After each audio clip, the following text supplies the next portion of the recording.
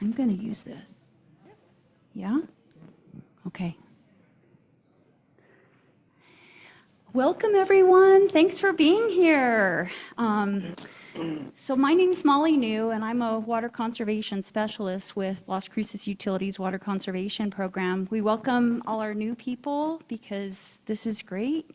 And tell your friends about it because we'd love to have them here too. We have a wonderful speaker for you tonight. When you signed in, if you'd like to be alerted about water conservation events coming up, make sure you check that WCP column. And also, how many here have heard about Utility Hawk? Yay! Do you love it? Do you use it? Has it saved you a bunch of money and water when you had abnormal consumption? So it's an awesome free customer portal because some people said, I don't know about Utility Hawk, I'm brand new here. And we offer it for our customers. I have Doñana Mutual Water. Unfortunately, they don't have Utility Hawk yet. Hopefully they will. But you will set your thresholds. We recommend 1 gallon per hour for 24 hours because why would you be using water at that time? Oh, yeah, it's because my toilet's leaking or for whatever reason. But especially if you're out of town on vacation or if you're a sunbird, snowbird, I don't know what that term is, you know, and your neighbor can help you out if you get that alert on Utility Hawk. Can you guys hear me? Hey, Nate, they can't hear me very well. Am I not holding it close enough? Okay, I'll try to hold it closer. Better? So set up those thresholds and use that because it's a free service and you don't want to waste water. You don't want to pay more money for wasted water than you're already paying for the water you're using wisely. Hey, that's better, isn't it? Just want to remind you about our watering restrictions. So we ask that people who live at even addresses, right, ending in 246, water on Tuesdays, Thursdays, Saturdays. People at odd addresses, Nate, that's much better, thank you, are watering odd addresses Wednesdays, Fridays, Sundays. No watering on Mondays, please. We want to save our water for future living. We do have a water waste hotline. We do encourage you to reach out, 575-528-4444. If you see that someone is watering so much that the water is leaving their property, that it's ponding on their property because the ground cannot absorb it at a certain place, it's just, you know, saturated at that point, that they need to be using a bucket and a handheld nozzle shutoff if they're washing vehicles, if they're watering on the wrong day or they're watering on Mondays. We'd just like to let them know that that's, you know, wasting water, and maybe they're not aware of that. Maybe they moved from someplace that was, I don't know, it's never okay, right? All right, we want to tell you about our Water Saver program. Yes, did you have a question? Yes, 3 days a week. So is your address odd or even? Tuesdays, Thursdays, Saturdays. Actually, that brings up a really good point, and Miss Leslie's going to talk about that in a little bit, lesser days, because we're getting cooler weather, right? Thank you, great point. We're going to address that in just a bit here. We did want to tell you about our awesome Water Saver program. We are just starting this. It was in the back of your utility statement. If you or someone you know is conserving water, we do want to know about it. We want to give them a shout out. We'll give them some awesome swag. But we're just going to lift each other up in saving our precious water. So there's a little flyer about it on our table where you signed in if you want to take a photo of that. Thank you to everyone who joined us at Pioneer Women's Park, our planting last Friday. I do see one person here. Did anybody else take home some plants, and are they sprouting yet? Yeah? Not sprouting yet, okay.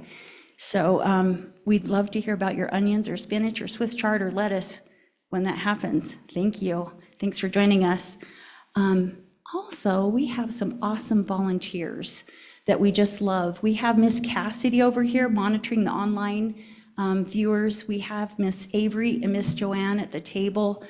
If you have a few spare hours and you'd like to help us with our outreach, we would love it. Please grab me at the end, and I would love to sign you up. It's a fun way to get to know other people and just to be involved in our community and making things better. So we would love for you to help us with volunteering. Okay, now, like I said, I'm gonna introduce Miss Leslie, and she wants to talk about, she doesn't want to talk about, she's knowledgeable and will share with us some good information about watering right now. Thanks, Leslie. So how many of you have grass in your yard somewhere? Just a few of you, okay, all right. So grass is a good thing, keeps things, keeps our temperatures down a little bit. And if you're using the grass, we definitely are like, yeah, have grass, it's a nice thing to have. You may not need a football-sized field of it, but a little patch of grass is nice to have. This time of year, it is getting cooler, so your grass, it's time to actually slow down your watering a little bit for your grass and your other plants. Do you know that I only mow my grass maybe 4 times a year? Would you like to only mow your grass 4 times a year? Stop watering it so much. It only grows when you water it. It'll stay green pretty well, actually. So that's the truth. I get out my little lawnmower about 4 times a year, and this time of year, I'm kind of waiting for the leaves to fall, and then I'll get out there with my little mulching mower and mulch the leaves right in, and that actually helps the water absorb for your grass next year. All right, so that's a good thing to do. And do any of you have grass on a hillside? Or is it all nice and flat? It's all flat? Okay. So I'm the compliance person, and I'm out looking for, water leaks or when water's running down the street. And the most often thing I see is water's running down the street because somebody's watering it too long, so they've just saturated everything and it's running off, or they're running too much water too fast and the ground can't absorb it. So it's always a good idea to go out and take a look at what your irrigation is actually doing when it's on. Stand there for 15, 20 minutes, however long you've got your timer set for. If it's set for 4 hours, take a book, I guess. It probably doesn't need to be that long. So just thought I'd give you a few tips on grass, and we'll save some more for in the spring when you're ready for them. What about your awesome comments about weeds and the grass length that you were sharing with me? So grass actually likes to be a little longer. If you cut your grass really short, then it's going to allow more weeds to come up, because your weeds generally like the sun and the heat. They outcompete the grass. So if you let your grass be a little bit longer, you'll have to water it a little bit less, and you won't have quite as many weeds. So. Beautiful. Thank you, Leslie. All right, thank you. We ask everybody to please silence your cell phones if you have not done that yet. Thank you. Now, about tonight, please save your questions till the end. This is because we need everybody to be on a microphone for the people at home so they can hear the questions. So once Jeff our presenter is finished, you can come to the center here or raise your hand, and Miss Leslie will bring you the microphone so we can get that all in. And online viewers, do we have any online viewers, Cassidy? Nice, 8 online viewers, Jeff. Online viewers, if you will please write your questions down and Miss Cassidy will ask them at the end. We would love to hear your questions too and have Jeff answer them. Last thing, please complete the evaluation you were given when you signed in. We really do appreciate your feedback. The classes this fall are based on your spring recommendations and requests. And online people, you'll get an evaluation that you can complete, please. All right. NMSU Doñana County Extension Agronomy and Horticulture Agent Jeff Anderson is a community leader in gardening. Whether he's touting the benefits of yellowhorn, super cool, a drought-tolerant tree that produces a creamy nutritional nut that when pressed makes an oil that's a super brain food, or directing the Doñana County Master Gardeners, or sharing his love of palms, his passion for sowing seeds and reaping beauty and creation is contagious. I first met Jeff at the UTEP plant sale, that was last weekend, 18 years ago. That day, I asked Jeff about chocolate daisies I was considering to dress up my blank slate dirt and rock side yard. Since then, I've been a regular caller. Well, I've kind of tapered off, haven't I, Jeff? I've been a regular caller to ask him about borers in my willow tree, dang, spider mites in my Italian cypress, and how to save my huge front yard pine tree. Because of Jeff, I have a home surrounded by landscape that I love, and it's still a work in progress thanks to his help. I know I'm one of hundreds of people he has mentored with his experience and education. We're grateful he's sharing his expertise on the ways you can make your own yard lush but lean, and you'll see his yard in his presentation that's super lush, like amazingly lush but lean. All right, take it away, Jeff. Big round of applause. You can keep this one. Turn it off. You don't need any squeaks. Okay, so how many of you saw my presentation last year? 12 drought-tolerant plants for your yard. Some of you did, some of you didn't. So if you didn't and you want to see it, you can go to the Doñana County Cooperative Extension webpage, and it's posted there. And I believe after I finish this tonight, I'm going to post this too. So you'll have 2 PowerPoint presentations that you'll be able to look at some of the plants that you might consider choosing for your yard to make it look better than just barren rock, shall I say. Because even the desert, you go out to the desert out here and you drive around, the desert has more plants in it than some of our parking lots and yards and things like that are all covered in rock. So there's always a lot of complaints about rock landscape. Rock is terrible, rock heats up and that, but there's a lot of rock out in the desert, but it's covered with plants. So that's the whole trick about having the rock. You can have the rock, but you should have plants that kind of mimic what the desert has out there. And that way you can have the best of both worlds. So I'm going to do 12 more drought-tolerant plants. So we did 12 last year, 12 more, because I wanted to emphasize the fact there wasn't just 12 and that's the end of it. There are more than 12. Some of them are a little more difficult to get, but they are available and around, or you could go out and find the seed yourself. Some of the plants I'm going to show you, if you go in the arroyos, you can collect your own seed. You know, as long as you're not trespassing on somebody's property or doing something, you can go out and get the seed, and I'll go over that when I get to it. Let's see. We are on, and we may be frozen. Let's try this.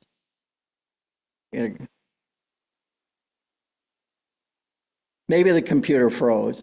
I have that at work too. Or do I have to point it somewhere? There we go. You know, sometimes if you wait for a while, the computer kind of freezes up. So I only got 2 pictures of my house in this presentation. So this picture is showing the house when I first bought it in 2010. So that's 15 years ago. So for the first year, I didn't do anything with this yard except get rid of all what they call somewhat the noxious weeds.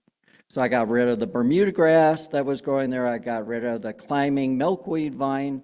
I got rid of the silver nightshade and anything else that was growing there that should not be there.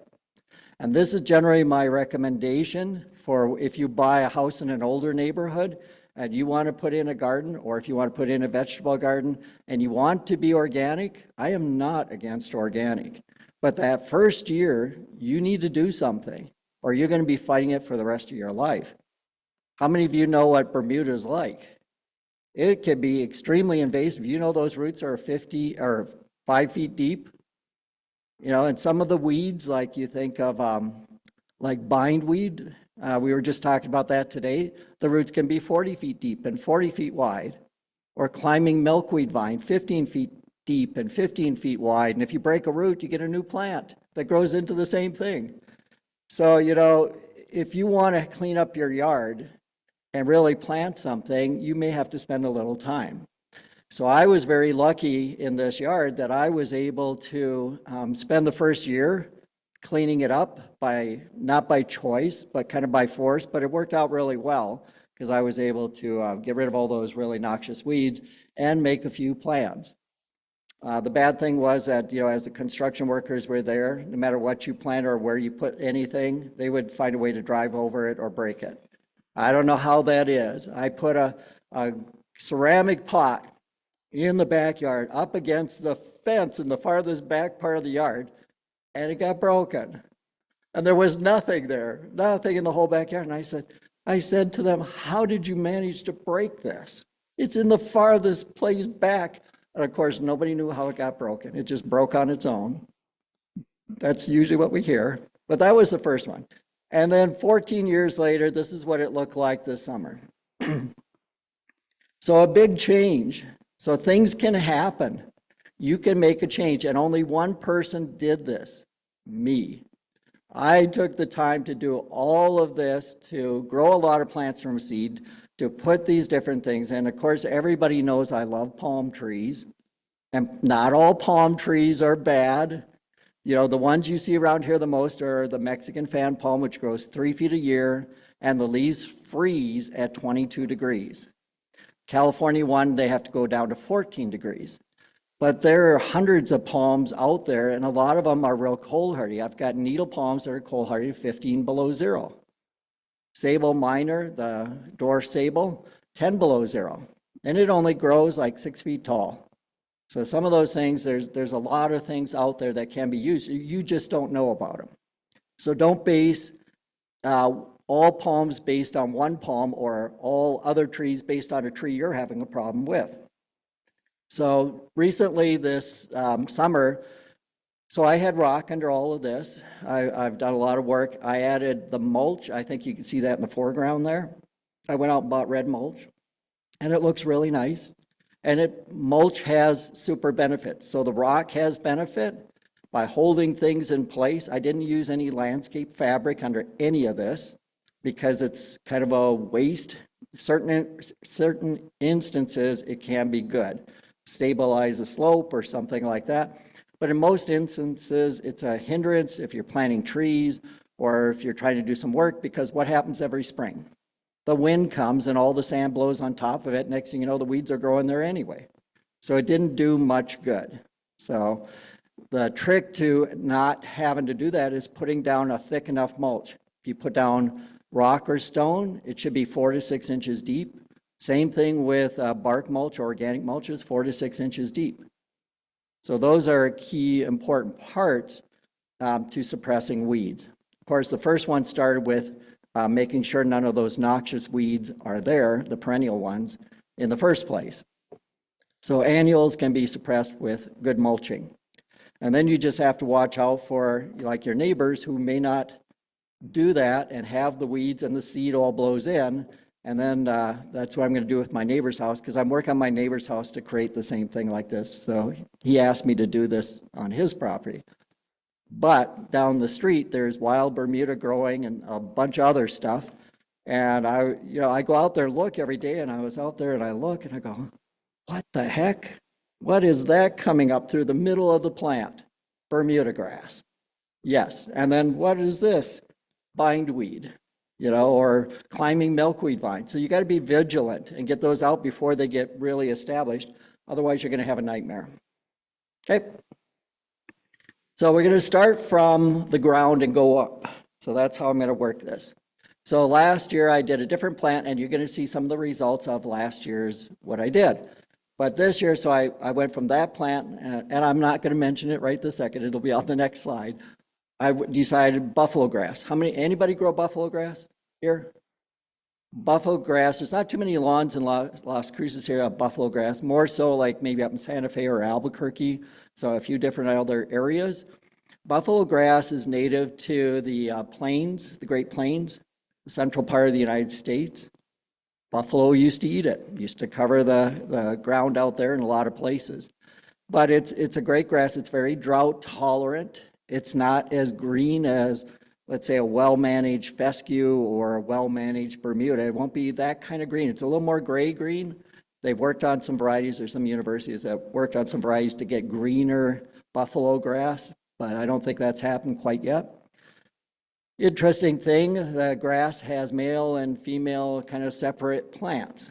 So in your turf grass, you'll have male and female separate plants and flowers and that, but you don't notice because they look the same anyway and they grow together.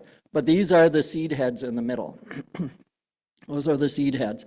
So I used to have a friend that lived here in Las Cruces, and she died a number of years ago. She was a lot older, but she had a buffalo lawn at her place up in Las Alturas on the sand.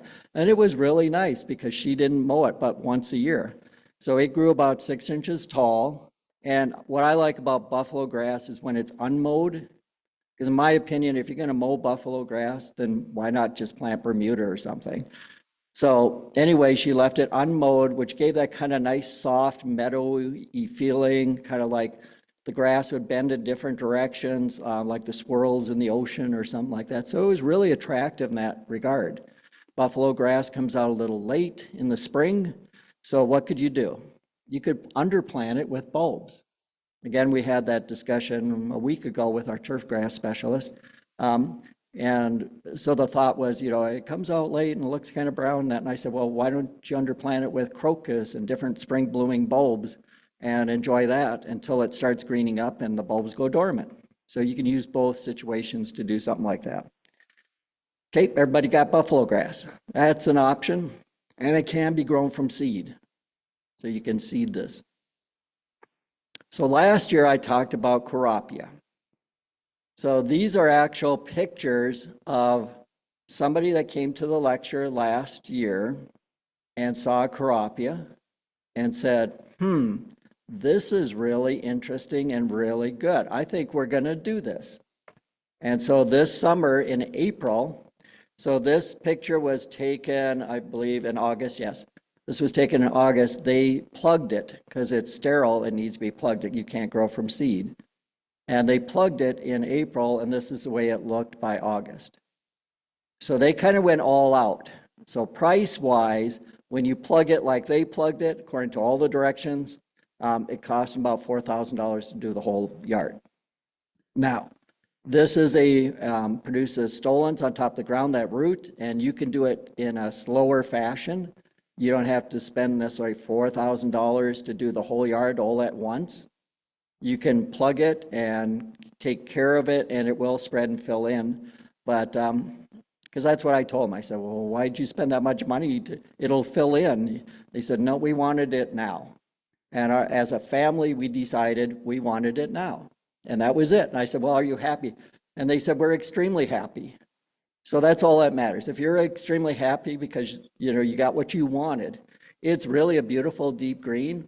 The only one kind of problems is that it flowers. So if you like bees, it's a super pollinator plant. I mean, it really attracts the bees. But if you like to run barefoot through the grass, it may not be the best choice, especially if you have little kids. But she said, yeah, I walked out there barefoot and I stepped on the bee and got stung. But she said, I learned to put on my flip-flops before I go out there. But they have some small dogs and that, and the dogs didn't have any problems with the bees and getting around them. It was just her. She said, that's not a problem. And I told her, I said, if you want, if you're having a garden party or kids over, you could just take a lawnmower and mow off the top. That would mow off the flowers for a while. Now, this was only an inch tall. Let's see. There we go. So I put in little bee pictures to remind me that it does attract bees, but it was really attractive, the little flowers on it. And I love pollinators, so I was really happy to see pollinators really working that yard. I was really glad to see that. So that was real pleasing. I blocked out people's faces because I didn't have photo permission to show their face. So they got all happy. They were all happy. But you could see this hadn't been mowed, and you see where their shoes are. It's not like they're sinking 4 or 6 inches deep into it. They're walking on it was only like an inch deep. And she said, we've never mowed it. We put it in April, and this is August. It still hasn't been mowed. So, but one of her big comments was, she said, you wouldn't believe the tremendous cooling properties it had for the house. She said it was so hot in the past, it was like unbelievably hot, heating up the house. And she said, we put this in and the temperature just immediately dropped. This isn't even shade trees, this is just the ground cover. So she said that they're going to put it in their front yard now. They're in one of those new housing areas that everybody's yard is all rock and the streets all, paved over and the sidewalks and everything. So when I first got out of there, it was really hot. But you stepped in the backyard, you feel the immediate cooling. So, you could do it, get a few plugs if you're willing to take time. It will work out. This is the only place I pretty much know where you can get it. So this place is, this is on the first first PowerPoint, the 12 plants that's online, if you want to look at it and find this. This place is in Las Vegas. There's another place apparently up in California. Okay. Okay, so I decided to go with the words first on this one. So Conoclinium, commonly known as blue mist flower. Anybody know what blue mist flower is? Couple people? Yeah. Is a native to the southwestern United States and northern Mexico. It attracts every butterfly you could possibly imagine. Here they are. And it's a perennial. So we went from the grass, now we're looking at a perennial that's really a great southwestern plant. And it's got these incredibly beautiful kind of violet-y blue flowers. There is actually a white form, but the amount of butterflies, these are queen butterflies that it attracts, is just totally amazing. If you have kids or grandkids and you want to see them amazed by butterflies, this is the plant to have. Now last year I didn't do this plant, but I did do Mexican firecracker bush. And Mexican firecracker bush attracts the hummingbirds. So this is attracting the butterflies, and the Mexican firecracker bush attracts all the hummingbirds. Those are like, I don't want to mention a drug, like having a drug, the way it attracts. And it's just such an extremely attractive plant that you should have this in your garden if you like these types of pollinators and like to watch the butterflies go around. Okay, Salvia gregii, how many of you grow this one? When I first moved here 42 years ago, there was just cherry sage, one color variety, and you had to really search it out. And it was basically the one on your right there, which is a bright, kind of a cherry pinky reddish color. But since then, there have been a lot of colors developed. Unfortunately, I don't have pictures of them for this presentation. I just have like the deep red and the cherry, and I have these couple other ones. When I was down this last weekend at the UTEP native plant sale for the Chihuahua Desert Botanic Gardens, they had this one that was like a deep, deep purple, just an unbelievably rich colored purple. And of course I had to buy it. I only went down there I worked as a plant expert to talk to people and I was only going to buy one plant, and that was the blue mist flower for a friend of mine who wanted one. And I kind of filled up my truck. So this year they brought plants in from Central Texas, which is very unusual because most of the plants they usually bring in are from Arizona or California. It's a little closer to ship. But they have had the opportunity to bring in some different plants, native Texas plants, from the Edwards Plateau in the hill country of central Texas. And from the moment I walked in there and saw those plants, I was like, oh, wow. Oh, wow. You know, because I'm always talking about those plants because they're really good. The plants from central Texas, anybody travel to central Texas there on the Edwards Plateau, and you're driving down the freeway, what do you see? What kind of soil do they have? They have like solid limestone rock. If you're ever traveling that way on I-10, look at the cut-throughs on the freeway. It's solid limestone rock with about, 4 or 6 inches of soil on top if you're lucky. And that's what they're growing on. And that's what makes a lot of these type plants so ideal for us to use in an urban landscape, because they're growing on rock. Even though they do get more rain than we do, it drains away to nothing on this rock. That's kind of like our cityscape with all the concrete and asphalt and everything else. And besides, in that part of the country, they go from very cold to very hot temperatures. Lots of rain to no rain. So it's a good place to select good, showy looking plants that we can use in our gardens. And they're kind of on the fringe of the Chihuahuan Desert too. Turpentine bush. This has just started blooming right now. This is native in the Oregon mountains up by Aguirre Springs. In fact, a number of the plants are called Aguirre Springs that have been selected because the seed was originally selected from our own very own Aguirre Springs here. And so in the nursery, you see the name Aguirre. It just means, hey, it came from the Oregon mountains here. But it's this beautiful green drought-tolerant bush all summer. And it's called turpentine bush because it kind of smells like turpentine, kind of that piney, turpentine-y smell if you bruise the foliage. But right now it'll be getting covered in these golden flowers for the fall. I like it because it's a woody shrub, very small. You're talking about 2.5, 3 feet it can grow up to. But it's kind of interesting too because you can kind of bonsai it in your garden if you want. As the bottom part gets older, you can thin it out and you have this kind of really curving, gnarly trunk, kind of like you think of a Mexican elder type underneath it that you can kind of show off. A really great plant to have and fairly available too, most places.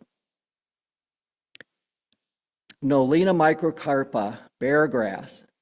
I see so many plantings going in around the city and different places where they use ornamental grasses.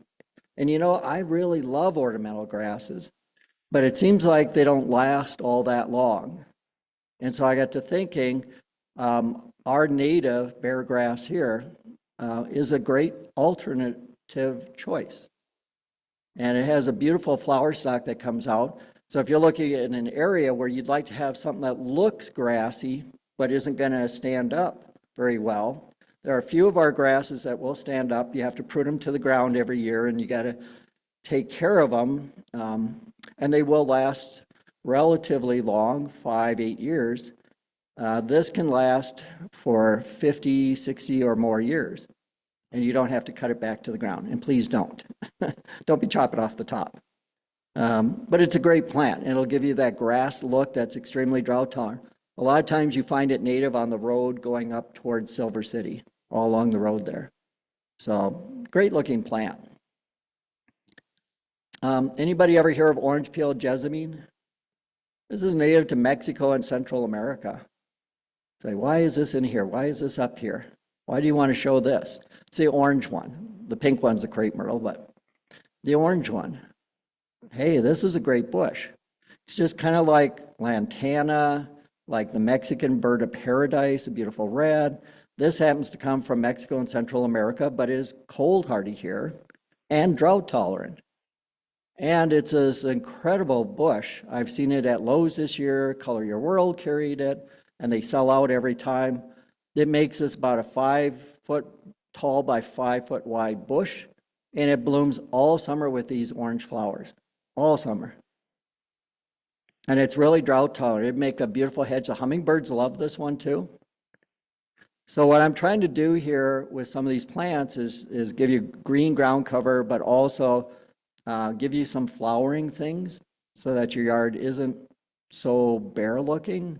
It's not all just green or gray or whatever. You have color in it. And if you look at the previous 12 plants from last year and combine them with these, you have 24 plants to select from very easily for color combinations that you can create. So if this is blooming all summer with orange flowers, and I say from the last time, Mexican firebush equally with brilliant red flowers on it, and looking at some of the other things with the blue mist flower, you can start seeing color combinations that are really drought tolerant and look really good together. About 5 feet by 5 feet. So that's how big they get. About 5 feet tall, 5 feet wide. Sorry. Mimosa dizocarpa. Now, you probably won't go to the nursery and buy this. At one time, I did go to the nursery and buy it. But you're probably going to have to go online and buy it. I looked it up online, and yes, you can get it online. This is native to the southwestern part of the United States. Exactly where, I'm not exactly sure. Probably not right in this spot, but one of the places around here. I have grown this. It is a great, kind of like a cat claw mimosa. It's small, but it does have those little cat claw thorns on it. So don't go trying to run through the hedge, and it might be a good, some of these things that have thorns, by the way, are good if you're in an area where you don't want people walking through. It kind of maintains your boundaries from certain people that might be wandering around, that they try to go through it, they're going to get hung up in it, and they're going to be like, no, I won't be going through there again. But I grew it at my other house, and I'd like to get it back again. I'll put it at my neighbor's house because he has more sun. But it opens up in the morning with these brilliant pink flowers, and then by afternoon they turn white. So they go through the day, they go brilliant pink to white, and then a new set opens up. But the bush doesn't get too much bigger than, again, 4 or 5 feet tall. So it's that beautiful pink color. So there's another with that orange. You could have something near that, like this, with bright pink and the reds, giving you color here that's drought tolerant. Acacia constricta is the way I always knew this plant, white thorn acacia. Of course, the taxonomists have changed its name to Vachelia. So I don't know, it's still acacia to me. But these are kind of finishing up blooming right now. If you went up to the base of the Oregon Mountains in the summertime when it's like around 100 degrees, they'll be in bloom with those little yellow puffball flowers, mainly as shrubs because they don't get too much water. But with a little extra water, you could form them into a tree. So I've got one in my yard. It's about 15 or so feet tall. And it's a tree, and I love when it blooms. I don't water it necessarily on purpose. It gets a little bit of water from some of the other plants around it that I give water. So it's made its way up to 15 feet tall. And when it blooms, the whole thing is covered with yellow flowers. There is a different one, Acacia farinaceae, which is sweet acacia, blooms like in March, real early, and it's native to the Sonoran Desert. This is a true native to the Chihuahuan Desert here. And you'll see a bunch of it if you drive up towards Hatch on the freeway. There are like big chunks on the side of the freeway where this grows. So it's real drought tolerant. It's really interesting how it survived as much drought, these last couple of years. But one of the interesting things about this plant is that in the spring, everybody thinks it's dead because every plant is already leafed out, and you look at this and it still sticks. This doesn't leaf out until you hit about 95 to 100. And then almost within a day or two, all the leaves and the flowers come out. So if you had some early things planted underneath that needed that extra sun, there you go. It's got the extra sun, and then when it starts getting really hot, this all pops out and starts giving you some shade. And right away it flowers. As soon as those leaves come out, it's bursting into flower. And then it maintains flowers pretty much throughout the whole summer. And they are fragrant. Not as fragrant as the sweet acacia that blooms in March, but it is very fragrant and very attractive as one of our native plants. And seed is all over. It's all over the desert. Just put it in your pocket and grow it. That easier. Rhus microphylla. This is native to our area here. Now, I couldn't get any really good pictures. It used to be grown In the nursery trade, there were growers that actually grew this and you could go buy it. Right now, I don't know anybody that's growing it. You'd have to go out in the desert and pick the seed yourself. So on the top right side are the berries. This is a sumac. This is an extremely drought-tolerant sumac. It grows mainly in the arroyos here towards the Oregon Mountains. So if you're out hiking and you happen to see this bush, very small leaves, but the berries are 100% edible. I mean, they're kind of like a rock in the middle where the seed is, but you can make them into what they call rooseade, which is kind of like a lemonade flavored beverage that Native Americans used to make. And I find it very tasty. It's kind of tastes like lemonade in a way. But, and you pop them in your mouth and it's kind of lemony, kind of a flavor, which you call roost flavor, sumac flavor. But small leaves, deep green. You get this going and established, and just a little water to get the size you want. I mean, it puts down a taproot. I'm not sure where that taproot goes.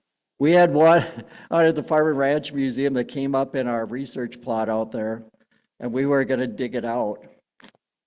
It had a root like this going underneath it, going down, and we said we kind of gave up. So the next step that we took was to trim it into a ball, kind of like what they do in city landscape, trim everything into little balls, because it has this little foliage and we can't let it get big, but we didn't want to outright kill it. So I said, well, why don't we trim it into balls and see how that turns out? Because then maybe the city could use plants like this and they never have to water them. They could keep trimming them into balls for like forever. It's a thought. But it would make a wonderful accent small tree if you grew it up and trimmed it up as a small tree that isn't going to need water. It's going to be that drought tolerant. And you can see the soil there. Let's see. There we go. Anybody ever see this? This is native to the base of the Oregon Mountains here. This is Ugnadia speciosa, Mexican buckeye, or New Mexican buckeye, either way. So it blooms early in the spring like a red bud. Now we had these for sale down last week at the native plant sale. And they were nice 5-gallon plants, really beautiful plants. But they have this beautiful foliage. They can be trimmed up into a multi-trunk small tree. And every spring they cover the stems with pink flowers. And then the top right, you can see the leaves. Those leaves turn a beautiful kind of pumpkin-y, yellowy orange in the fall. So coming up pretty soon, if you go up to the Oregon Mountains, you'll be able to see the leaves changing color on those. And in the spring, if you're up there, you would see them covered in these pink flowers. Now, the seeds are in the pods. Can you see the pods in the top right there, kind of under the foliage? They're a 3-valve pod, and they're little black seeds. Don't eat the seeds. They are poisonous. A lot of the plants we grow do have toxins in them, so. But if you were up at the base of the Oregon Mountains and you saw it and you saw the seeds, you could pick up some seeds, put them in your pocket, and plant them. And grow some yourself or try to find one to buy. Okay? How many people think this is attractive? Would you like to have something like this, that drought tolerant in your yard, some of these plants? Yeah, they're pretty good. Okay, Yucca gloriosa. So talking a little bit about yuccas. This is more like a landscape shrub yucca. It is not native to here at all. It is native to the Carolinas, Georgia, and northern Florida. But it's kind of unknown, kind of believed to be a hybrid. But it's really tough. It does really well here. Unlike Yucca recurvifolia or flaccida, where you could buy those and they're variegated, they don't do really well here because they're from a little deeper into Florida. They like lots of water, but if you give them too much water, they rot. And if you don't give them water, they seem to die out. Those don't work. But this yucca is a good one. I've seen it planted street side where they form like yuccas. They can grow up to 8 feet tall. They form a trunk, so it's like a small little tree. And the picture on the left is a typical green form. And then the picture in the very middle is from my house. It's variegated. In the winter, there's a couple different forms. There's one, it's called star something, and it turns bright pink. This kind of like rosy pink in the center, so you get the variegated foliage and the rosy pink colors coming out in the coldness of the winter. But yeah, it's a very attractive yucca. It's blooming right now. And if you like that kind of an accent type plant, this is a great accent plant. And even though it's not from here, it fits in with our landscapes really, really well. And it is available in town here. Okay, I highlighted this. So these pictures were taken from Creative Commons. So this is in California. But I tried to outline the Yucca rostrata, the beaked yucca. So it's called Blue Sapphire. This is the hottest landscape yucca possibly on the market. We had them down in El Paso this last Saturday too for sale in 5-gallon plants. Very good price actually. Because one that is as tall in this yard, you're probably looking at least $2,000. That's because they're the hottest yucca you could probably go on the market. It's a tree yucca. So, you know, it's going to grow 15, 20 feet tall, eventually start branching out, but just super attractive. And they're very long-lived, as long as you don't overwater them, obviously. But they fit into the landscape very nicely. Our native yucca is Yucca torii. I just think this one's a little prettier. This is native from Texas down into Mexico, for the most part.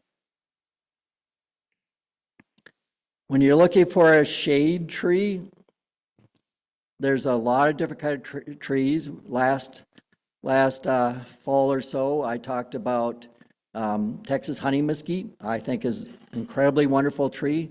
Most of the mesquites are wonderful, but I thought I'd throw in this oak. So this is just one of the oaks. There's a number of oaks that are really drought tolerant. People say, oh, well, they're really slow growing and different things like that. Not necessarily. They're slow growing if their root system is twisted up in the container. So oaks do not like twisted roots. And if they're twisted, they'll never grow out of it.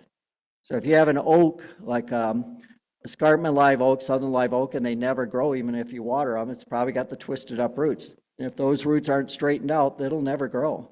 They'll just keep declining. Now this tree is actually pretty drought tolerant. For a good shade tree. Again, like I said, there were some other trees like red push pistache that I mentioned last year. It's drought tolerant as mesquite pretty much, but that was on last year's presentation. So I put in this oak. There's a bunch of them around town. They're easily available. They look great because they have deep green shiny leaves, and in the fall they turn red. So they are in the red oak group, but the leaves also actually turn red. So they're very attractive. They do drop acorns. So if you have a worry about acorns falling off and somebody slipping on them like little rolling marbles, then don't plant it right by the front door. But they are really very, very attractive.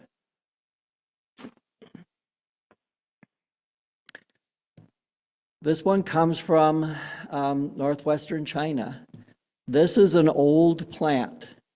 Not old in the picture, but an old used plant.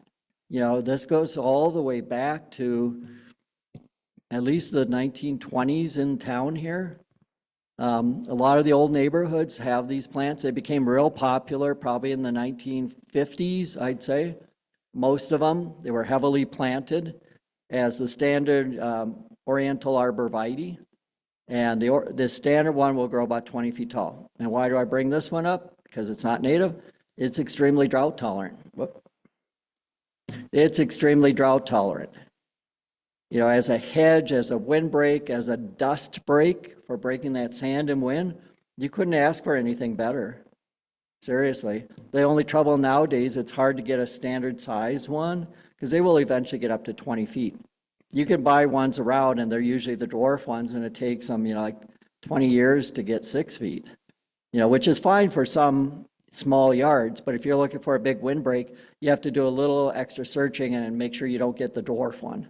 You want to get the full-size ones, and I've seen them at Color Your World once in a while and a few other places around. What are your thoughts on this one? You like it? It is green. It will turn bronzy in the winter, and people say, oh, I think it's dying, it's turning color bronzy, but that's just like antifreeze. It's losing the green for the winter, that part of it. The chlorophyll is, the chloroplasts within the leaf are kind of going to sleep because it's too cold.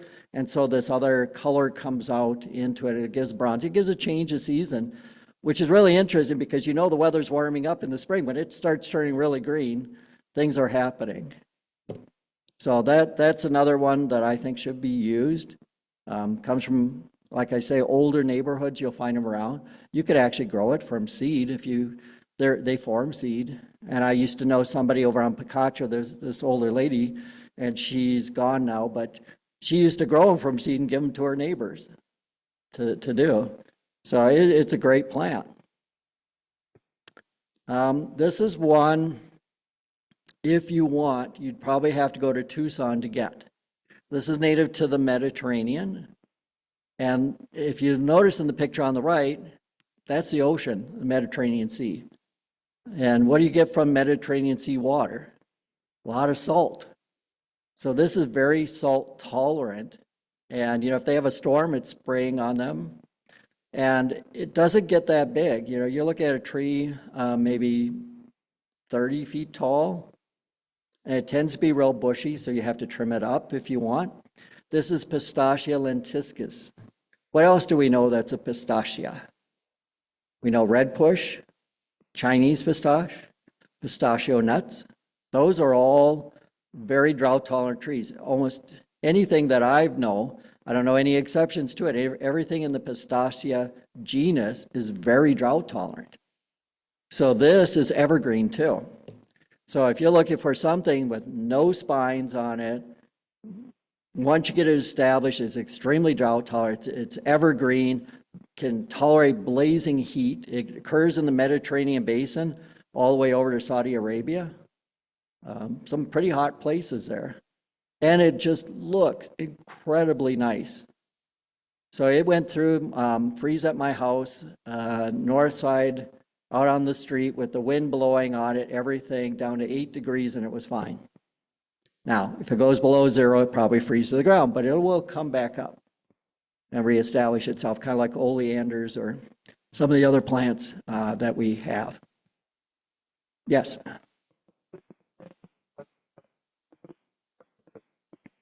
Is this the same plant that produces pistachios that we eat?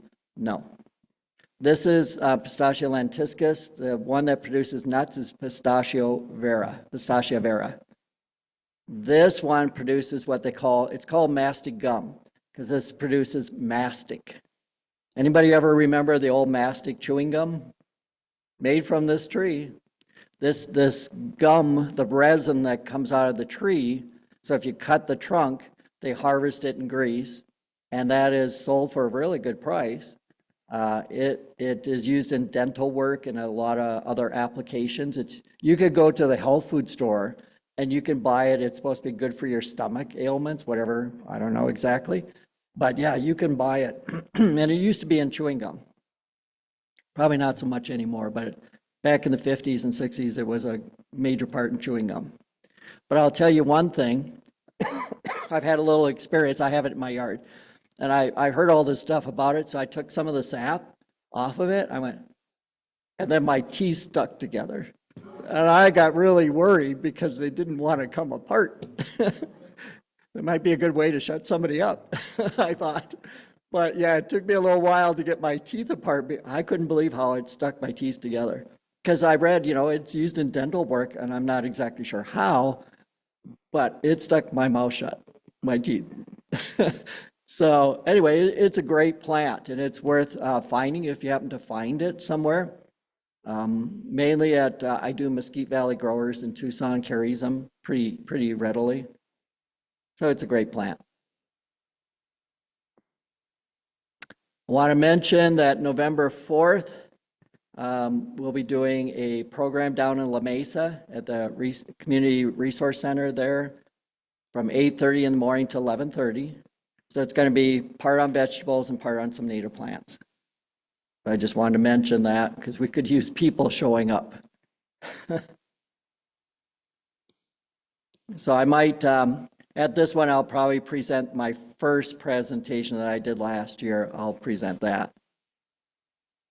Okay.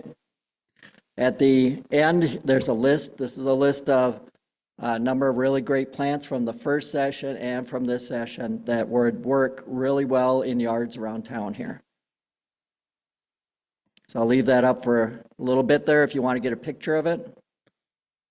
But it is online at our office website.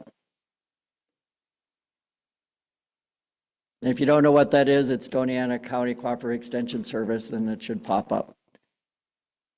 That's not actually the .com or .edu or whatever it is.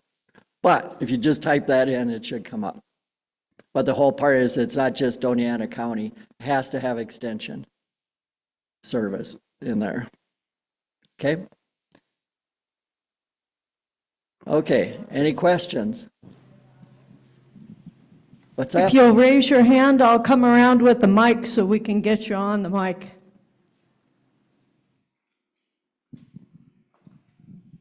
Is that .org?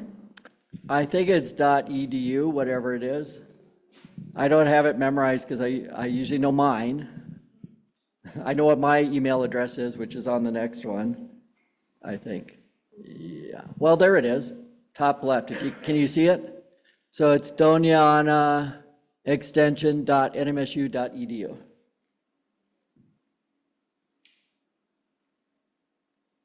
Anybody else?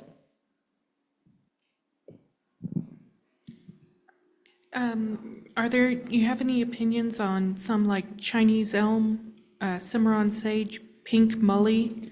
Okay, one at a time. Okay. Chinese elm. Chinese elm, it depends on what you mean by Chinese elm. Do you mean the Siberian elm, Ulmus pumila, or Ulmus parviflora? Or parvifolia, rather, sorry. So there's a danger when you use common names.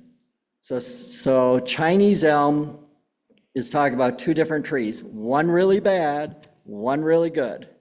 So the bad one is Ulmus pumila, which is Siberian elm. Technically, it really is Siberian elm. That's one that seeds out and the seeds blow all over, they come up everywhere, it invades your sewers, everything. That's the bad one. The parvifolia is now called lace bark elm. That is the beautiful one. They actually had them for sale in town here. I think they may still be at like Lowe's or something like that. They had 15-gallon ones. And what's nice is the bark flakes off. It's just incredibly beautiful. And it's not invasive because it blooms in the fall, so the seeds really don't set. Whereas the Siberian elm blooms in the spring, and every seed pretty much matures and blows into places. Second plant. Cimarron sage. So those are Leucophyllum. What's Cimarron one? It's a different genus, a different species. Well, it's the same genus, different species. And sorry. I think it's a great one. I don't know if it's Zygophilum. I don't remember which one it is, that one, because most of the ones we plant are frutescens, which come from central Texas. So they're a little bit different because there's a lot of different species ones. It does really well here. What I think is really incredible about Cimarron sage is it has the most brilliant violet blue flowers. They're really attractive, and it's really fragrant. I think it's a wonderful one. And it doesn't get real big, about 4 feet or so. It's a great one. Pink mully. Pink muley grass. It's not a native, but it does really well here. I often describe it as looking like cotton candy. So right this time of year, it's starting to bloom. And it'll be covered in pink plumes of seed head grass there, the seed heads. And to me, they look like cotton candy. There's a white form. The pink form is what most people like. We do have a native muley that has pink flowers. And I'm trying to think of the name, if it's mesquite muley or something like that. It grows under mesquites and different shrubs. It's not as ornate as that particular one, which is a coastal, comes like coastal Texas and stuff. But yeah, it's still a great grass. beautiful looking thing. And it's evergreen. I was wondering what you could do if you have some xeriscaping going on and you have the rocks and the weed cloth. And I'm also asking because Monday they're coming over to do that. So now I'm thinking like, oh, maybe I shouldn't have gone with the total xeriscaping. So there's a difference between xeriscaping and zero-scaping. You know, when it's all rock, it's zero-scaping. What I still like rock. I like rock a whole lot. And it has its purpose, but there's the integration of plants into that. So getting enough plants and looking at nature. You know, if you get out and you look at nature, you look at desert ecosystems and that, you know, nature will fill every void it possibly can. So it's not going to leave big open areas of nothing. Now, that takes a little water, so you have to determine where your irrigation is and how much you're going to put down by grouping those plants by how much water they need. A lot of those native plants will need some water in the beginning to get them established. Doesn't matter if they were a petunia from wherever or a native plant, they're going to need water to get established. But once they're established, they're only going to need minimal periodic watering, maybe once a month. A lot of times once a month is good. And there's some really incredible stuff, just so much. Even cacti. I know a lot of people don't like cacti, but at the UTEP plant sale, they had the cactus that only grow like 18 inches tall and just brilliant ruby reds, brilliant oranges, brilliant yellows, brilliant apricots, all these different colors. And mixing those into the landscape can be really beautiful with agaves and the big tree yuccas and things like that, where a lot of times you're not going to have to water them. The main time, if you were going to water something, it's going to be either April, May, June, July, and maybe the rains come by then, and maybe once a month if needed. So I would not hesitate in doing rock, appropriate rock that looks really attractive, but making sure I keep adding plants to it. They're going to spread out like Texas sages and that, and groupings of stuff to cover up part of the rock. You know, you still have the rock, but it's still put the plants in there. The Carapia, how difficult, or would it be possible to establish that in an established lawn? Yes, although you're mixing two different things. I mean, to overtake the grass. Yeah, I get that. About overtaking the grass, I don't know. I haven't seen enough information. Usually what I have seen is that people wipe it out and then they plant it. Now, the house I showed you has some Bermuda grass growing there. You know, Bermuda grass is a unique species. It's pretty aggressive and pretty deep-rooted. So we're going to track that and see how well the Carapia either outcompetes or lives with it or somehow. But in all instances, we had a discussion about grasses. It's best not to mix if you want that solid look. If you don't care, you know, who cares what grows out there? But when you talk about true grasses, there are grasses that will, some of them will grow in the shade and some of them will not grow in the shade. But the ones that grow in the shade may have a coarser texture than the ones out in the sun, and so you get this textural difference.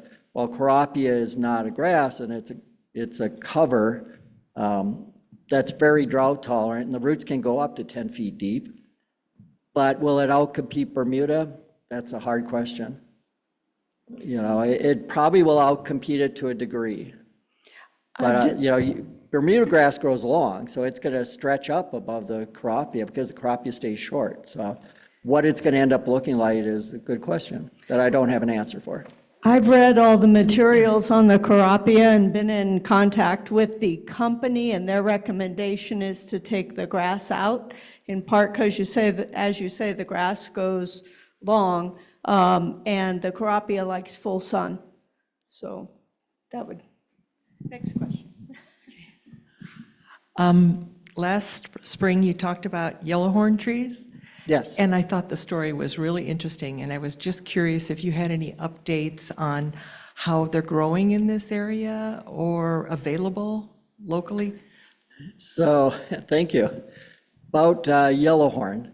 So I'm actually meeting with, next week, part of the legislative funding community, some people representing that. And I've been tasked with trying to explain Yellowhorn to them, since maybe I know the most about it at this point in time in New Mexico. So Yellowhorn is a small tree that comes from northern China in the Gobi Desert. It's extremely drought tolerant, can survive on 6 inches of water, probably needs about 14 for production.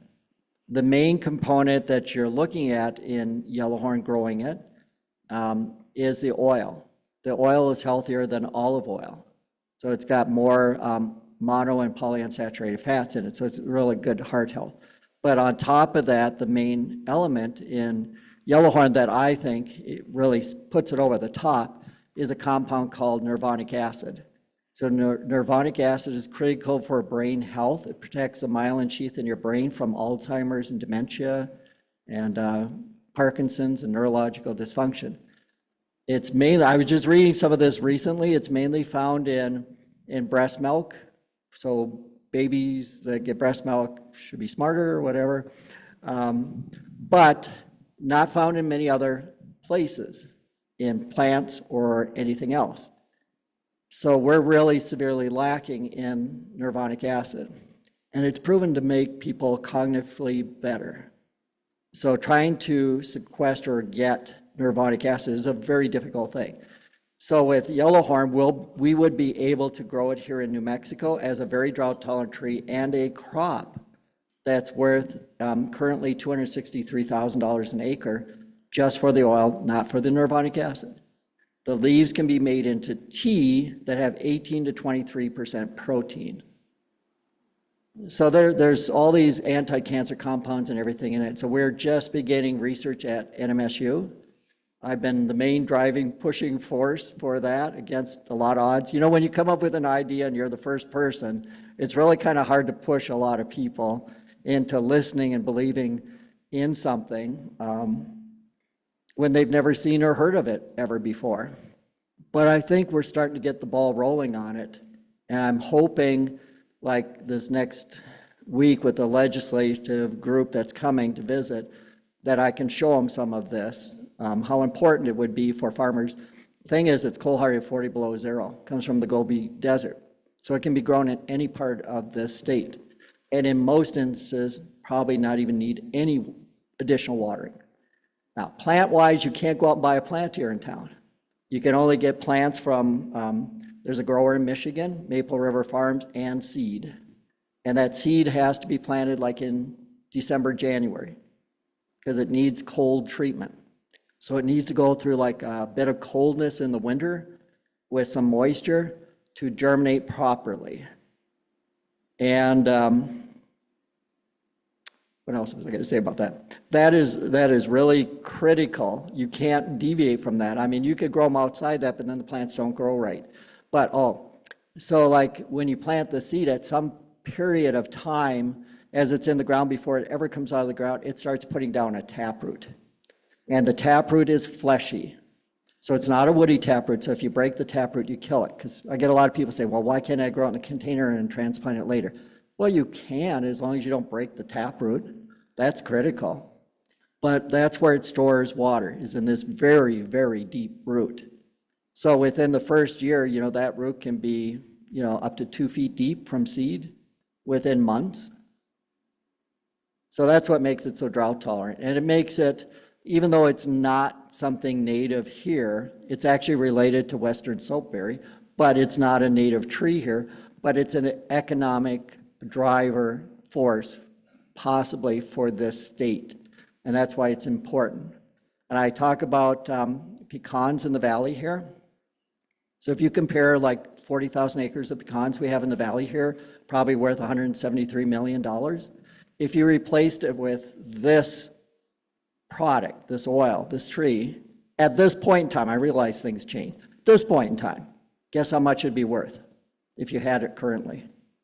Now, prices change, it's just all theoretical, but $8 billion versus 173, for only one product. So I think there will be a big demand for it in the future, even though it's not a native plant. But it does, if you want to truly save water here, we've improved the drip irrigation systems as much as we can. We've improved the plants to genetically as much as they will go. But certain plants, they still need X amount of water, no matter what you do. It's never going to be down to, chili plant or pecan or onion. Say, well, I'm going to grow and produce that full big onion or whatever on 6 inches of water. It's not going to happen. Not in my lifetime, at least. But if you got another crop that's worth a lot of money that will meet those needs, then maybe we should consider that. Change. But it's hard to make change, isn't it? We won't give up chili, we won't give up pecans, but add this. So that's what I advocate for. Add this to the palate. Just like when I talk about plants, I always say add palms to the palate. I know people don't like palms. I love palms. But they have their place. Everything has their place. I guess even Tree of Heaven has a place. I have another question over Sure. here, Jeff.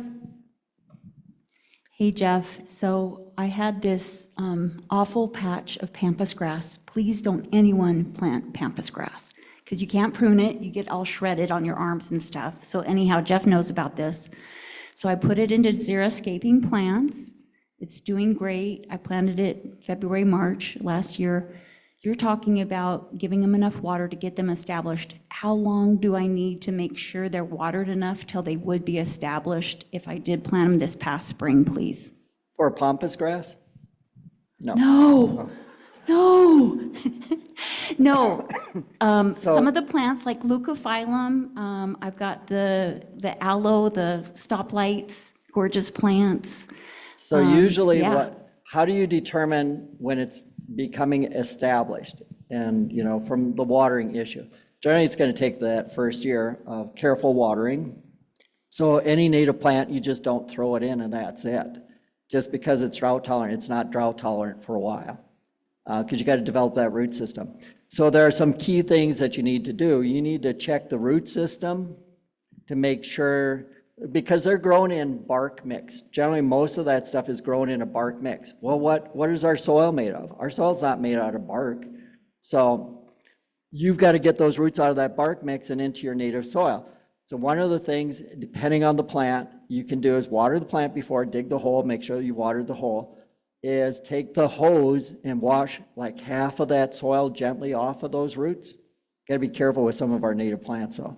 But you gently want to take some of that off to expose some roots and then put it right in the ground so that those roots are in direct contact with your native soil. So when they start growing out within hours, they'll actually start sending out signals to grow out. They're going right into your soil and they're going to take hold much faster than if you leave it totally intact in that root ball. But one of the ways to tell when it's establishing that I've always done is when it starts putting on new growth. Now, if you're planting it in the fall, you're probably not going to see that much. So, certain things you plant in the fall, like a tree or something like that, you don't expect to see growth. Like if you plant it now, you're not going to want to see new growth on it now. You want to put it in, you want to do all the things with the roots to get it in there correctly and let it go dormant. And its roots will grow here all through the winter, and you'll see the new growth in the spring. If you were planting something in the spring, though, you're going to see new growth, new leaves, new elongation, new shoots come out. That's telling you that the roots have developed enough new roots and energy to put out a little bit of new growth. That's a good sign. If it just sits there, it means it's probably not establishing very well. Yeah, and like I said, it all depends on what you're planting too. So it can vary a lot. If it's summer dormant, of course, it's not going to grow. But a lot of things we do plant, like if you planted a cherry sage in the spring, and it'll probably lose its flowers and different things like that. And then maybe within 3 weeks, all of a sudden it's going to start putting on new growth, new leaves, and new flowers.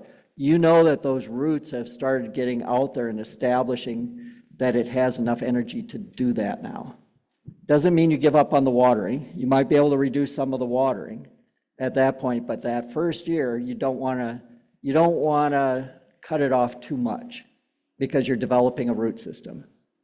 Now, like I said, it depends. If you're growing a barrel cactus, that's a different story. You know, you're not going to be giving it too much water because you'll just rot it. Can I plant a cactus in dappled shade, or do they need full sun? Most of the cactus need full sun. There are some that will grow in the shade, like gymnoclesiums will grow in the shade. They don't have a common name, I don't think.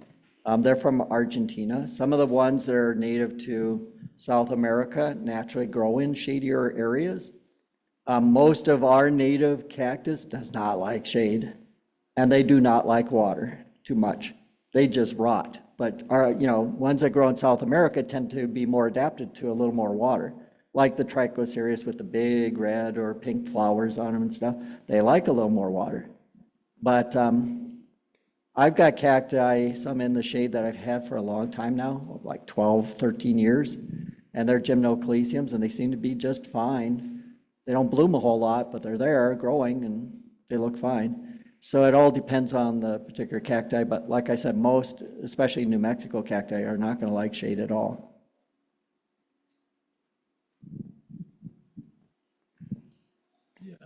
How do I irrigate the Texas sage? Does it need water? Is it drought tolerant? So how do you irrigate Texas sage? So I've seen Texas sage roots that had to be dug up, and those roots were probably 6, 8 feet deep. I mean, taproots going pretty much straight down. Tom Wooten, anybody remember Tom Wooten? This is 42 years ago. So Tom Wooten owned a native plant nursery. We had a native plant nursery up on Highway 70. And Tom Wooten owned it, but he couldn't sell enough native plants. And he'd go out and collect them from, the Chihuahua Desert here, locally. And, but he moved to Arizona, and he's passed on since. But, Tucson had more involvement, interest in native plants, and that's why he left this area. But he planted these Texas sages out there around the nursery. And after he left, it was like 25, 35 years, they were still there. Those plants were still there without anybody out there watering them. They're pretty much gone now because of development. They've been plowed off. But they were able to survive on their own for that long. So getting them established is a little tricky. A lot of people, you see landscapes, they'll put them on drip 3 days a week. That's not good. You want to water them and back off. Again, they're in that bark mix. That's a difficult thing. They don't want to be bare rooted because if you bare root them, you can kill them. They're kind of sensitive that way, but they're going to want to put down deep taproots. It's easier to establish them in a sandy soil because it drains real well than in a heavier clay soil. It's difficult that first year. It's difficult. You want to give them less water than you think. The leaves will start curling up a bit, even on the silvery ones, that you could kind of tell they need water. And then you want to give them a good drink and then back way off. In about a year they should establish. But yeah, it's the biggest thing that kills them is people putting them on a drip and watering them too much. Oh, I was curious, you said when you bought your house, you got rid of all the Bermuda grass and the nightshade. You kind of hinted that you used weed killer, but I don't, what did you do? So how did I get rid of the weeds in my yard that first year? So the main thing was I did it in the fall. The best time to get rid of your noxious perennial weeds is right now, actually starting kind of in September, we're October, but still right now. Because this time of the year, those plants are using their gathering carbohydrates and putting them down in the roots to go through the winter.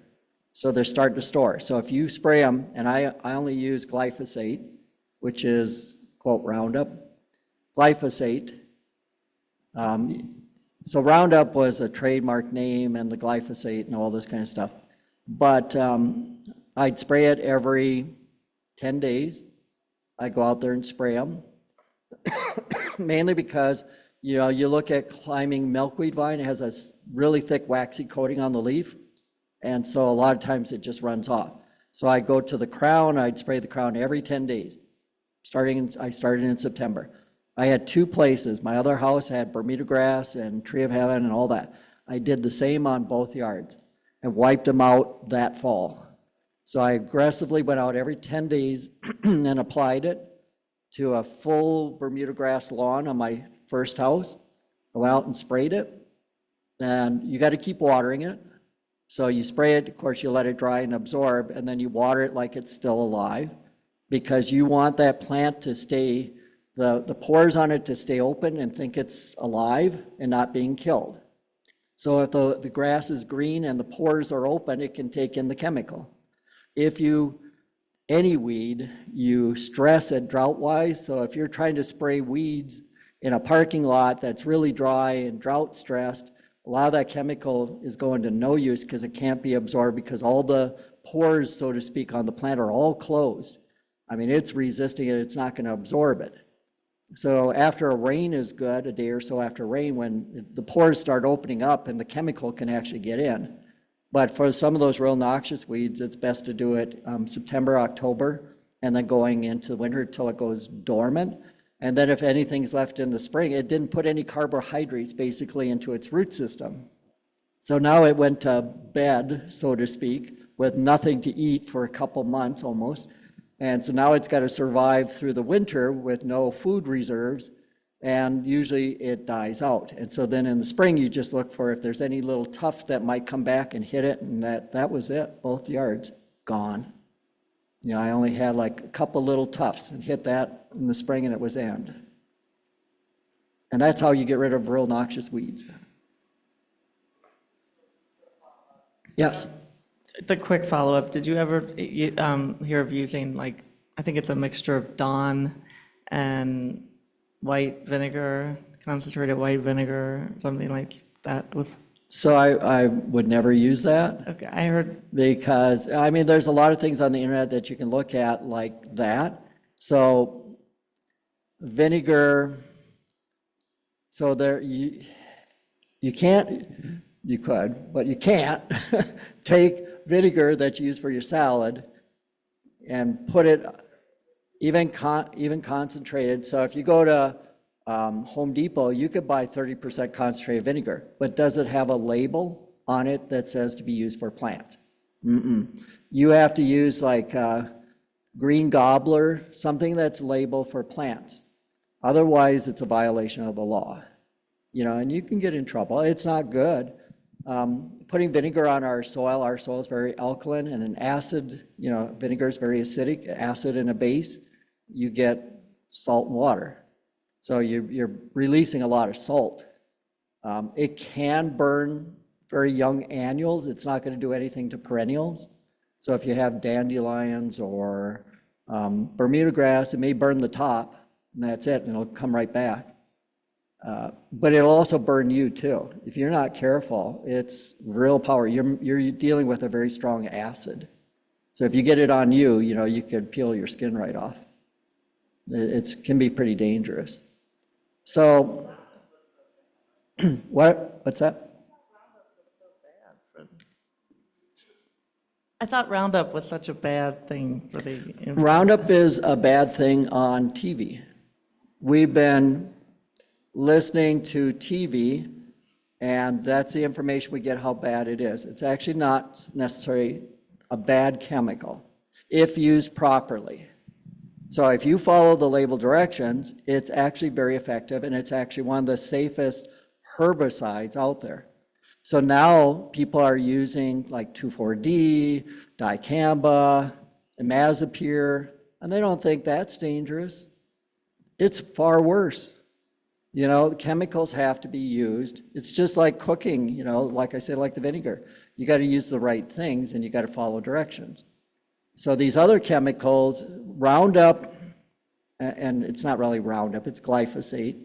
Glyphosate, when you spray it, it's bound to the top of the soil. It can't move.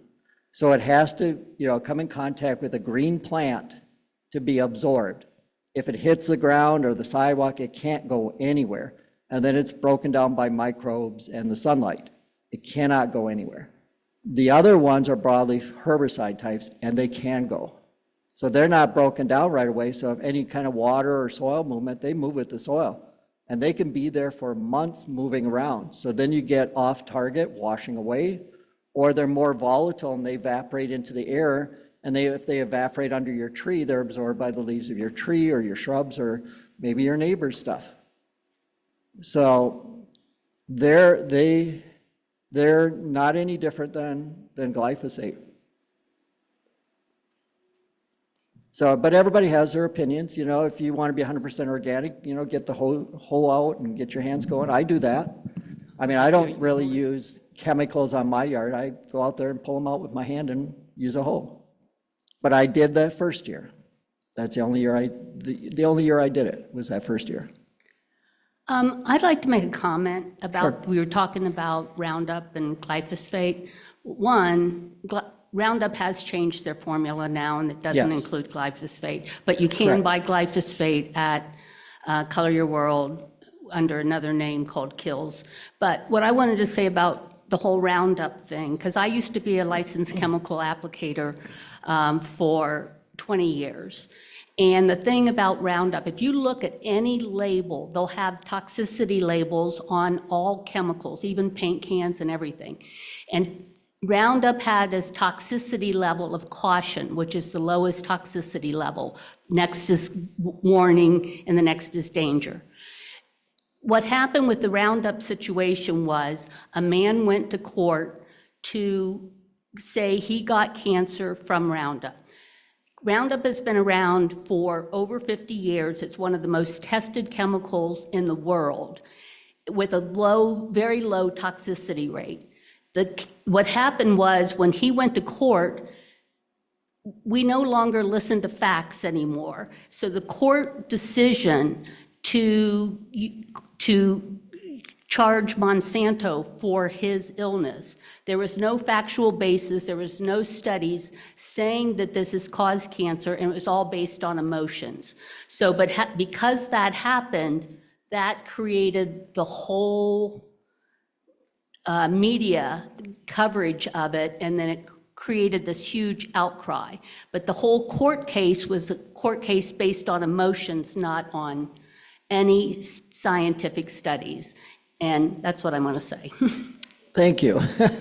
Yeah, that's true. We need to pay attention to what chemicals we're putting on our yard. I go out and I look at houses and I see, herbicide damage where I get called out to them.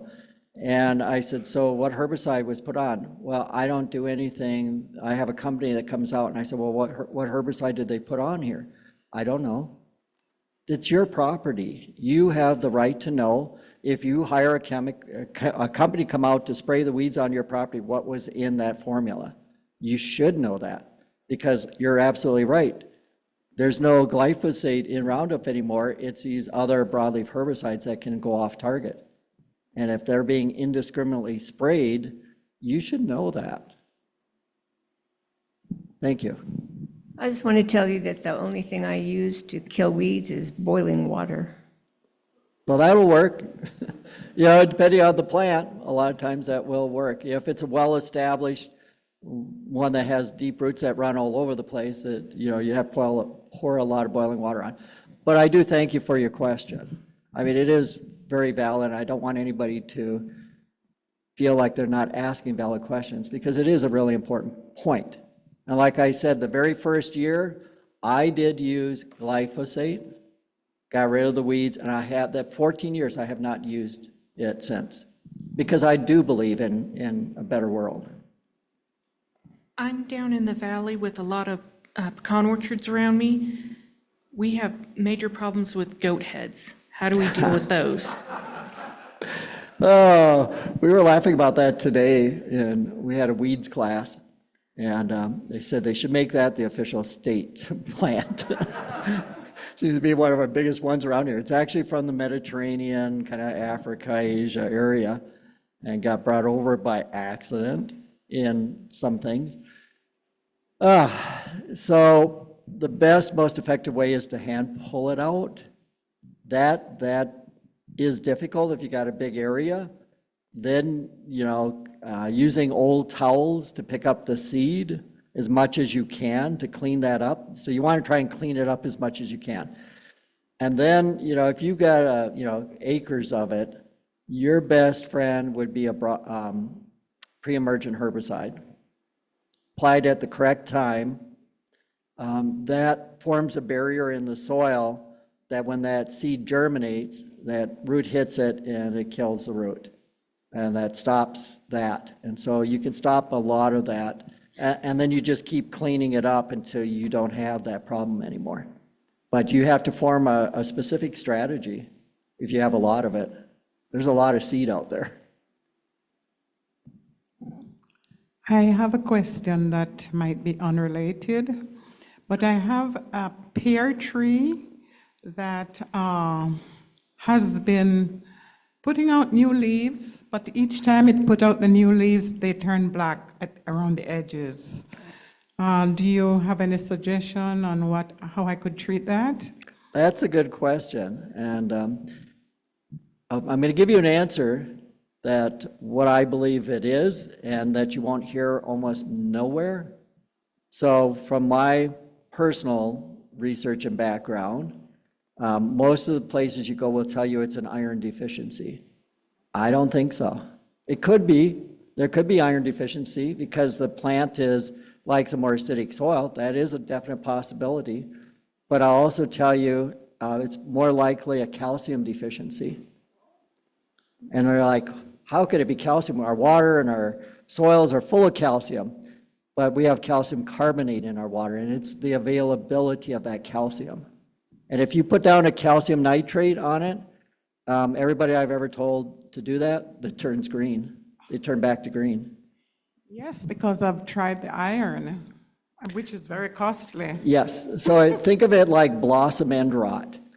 So blossom end rot on tomatoes, the water doesn't get, it gets drought stressed and water doesn't move to the ends of the tomato, so the calcium doesn't get moved quite enough of it to the end, and so when the tomato goes to ripen, it rots. It turns black on the end and rots. Well, on the top of the pear tree, that's kind of what you're seeing. Those leaves are turning yellow and deteriorating and blackening and stuff like that, and more than likely, it's actually a calcium deficiency.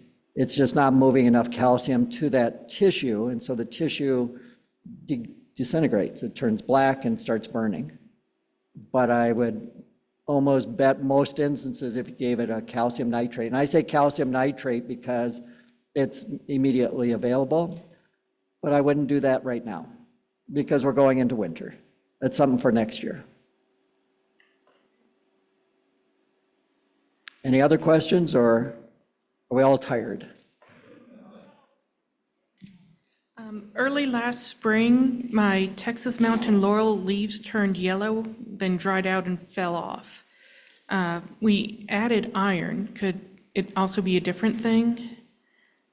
One of them recovered well, one of them did not recover well. So the Texas mountain laurel, the leaves turning yellow and blackening and falling off and stuff like that. It's a hard one to point because it's more of a native plant. It could be that we had a freeze this winter and it affected them and they'll drop off but grow back. I would not suspect iron. It is also a plant that likes calcium. I do know that from talking about from a company that grew a lot of them and developed a fertilizer specifically for them, and it had to have calcium in it. But yeah, if they grow back, I would suspect that with that shift in the freeze we had this winter, we had a sharp drop, that it probably affected the leaves. I've got a couple dumb questions. First of all, we're from Colorado, and we know there's only certain times of the year we can plant. Now that we're here, I mean, can you plant all year round, or is it specific to the plant itself? So the question is whether you can plant all year round here in Las Cruces, that you're from Colorado. So that's kind of a yes and no. It depends on the plant. So like if you were planting tender plants like oleander or bird of paradise, some of those things, if you wanted something like that, then you need to plant them really, excuse me, really early in the spring so that the roots can get established before winter. If it's a cold hardy plant, fall, winter is just fine, because we could grow all year long and the roots will develop all winter long. But the trouble, you could plant the oleander, I'm using oleander as an example, but oleander, you could plant it in the fall, and if we have a mild winter, it could be fine. But we don't know what the winter is going to bring. If it was a really bad winter, the whole thing could freeze to the ground, and so you're better off with some of those plants that are a little more tender in the spring doing it. With cactus, anytime? No. Okay. So cactus, their roots develop mainly in the summer, with a little moisture and the heat. So heat is really important for a lot of the cactus. However, you want to, if you're moving a cactus or planting it, you want to get it in before the end of March. And that's because April starts getting hot, and those tissues in the cactus have to adapt to the sun orientation and all that. And I've learned over many years that if you get it in before the end of March, it's going to be fine. It won't sunburn necessarily. But if you wait till into April and you go to put it, you have a high chance of getting it sunburned. And that's the big difference I've seen. Other than, those roots are going to grow mainly in the warmer soil months and not in the winter. You could move a cactus in the winter, but I tell people if they have to do that, don't water it, don't do anything, make sure it's got the right orientation, just leave it alone. Because that cactus, a lot of things like barrel cactus and that, they can go 6, 8 months, 12 months without any water. They'll shrink down, but at least they won't be rotten. Yeah. And then my last one was about trimming. Can you trim year-round? Or is there some plants that are very specific to certain times of the year? Again, can you trim year-round? Again, it's kind of the same thing. If it's cold hardy, like if you had your apple trees or pear trees or things that are real cold hardy, you can trim and shape them in the wintertime. Your oak trees, your shade trees, all that kind of stuff. If it's, you got to understand which ones flower on new wood or which ones flower on old wood so that you don't cut off all your fruit, depending on what you're growing. Yeah, a lot of times you want to wait, sometimes like figs and that, to like mid-February, because January is usually the coldest it's going to be. So if you trim like your roses even in January and you get a bad freeze after you trim, you could freeze them back farther that you may not want. So if you wait till about mid-February, you still got time to trim a lot of those little more tender type things. But if it's really a solid cold hardy like your ash or your oak or whatever, yeah, you can trim it once the leaves go off of it. What's that? Rosemary? Oh, rosemary's real touchy. If you cut back, you could only trim on live wood or live green, where there's green tissue, green leaves on it. If you trim into woody stems, they won't grow back. That's the end of it. So yeah, you could only trim them lightly. Jeff, can I remind you that barrel cactus have a huge taproot? Even when they're tiny, they have a huge taproot. As far as I know, barrel cactus don't. They have a very spreading out horizontal root system. I have never seen one with a taproot. So in rock could be a little bit different. They could send down roots deeper, but I would venture to say that's why they're so easy to dig up in the desert. And that's why they fall off of everything, because their root system is very shallow and spreading. And they usually have, most of those cactus have shallow root systems. They need to be near the surface to absorb what little water there is. So that's usually where most of them are going to be. So this is a little off topic in that I'm coming out of the Northeast with a history of a big daylily collection. So if I were bringing daylilies in, I would be best served to have them potted up here during the winter months and not put them in until spring? No.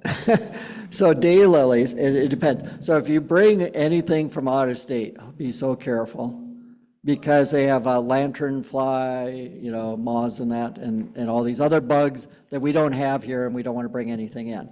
But if they're clean and you bring them in, you could have them in pots. You could put them in more or less sandy soil. I live in the valley, and mine if I put them in the ground, they tend to melt out. I have too much clay in my soil. For whatever reason, they don't like it, unless you're going back to the old orange, standard orange one, which seems to be okay. But I've seen daylilies, for the most part, do very well in sandy, like agapanthus, lily of the Nile, things like that, do really well if the soil is sandy, because it's the drainage thing. For me, I have to grow my daylilies in pots. And it's not about the cold.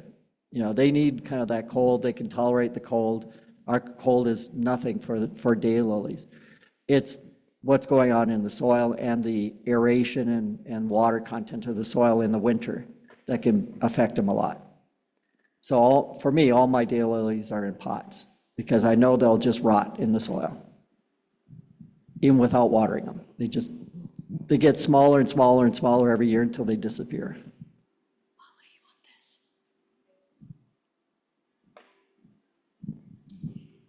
Oh my gosh, what an education, huh, folks? Thank you so much. We're getting some online clapping too. I don't know if you saw that, Jeff. Oh, we didn't ask if there were online questions. Were there any online questions, Rhonda? There were no online questions. Well, that's good, I guess. So thank you, everybody, for joining us tonight. Thank you so much, Jeff. Next week, we're going to have Terrell Felix. You're going to not want to miss this one either. Sub-irrigation tubs. He is growing amazing vegetables and fruit trees in his tubs, and he will be here to tell you all about that next Thursday. Thank you so much, everybody. Have a great evening. Thank you. Good job. Yeah, where the pampas grass was. No, pampas grass. No, that's good. Yeah. Thank you. I'm going to leave this here. Did you have a question for Jeff? Yeah. Okay.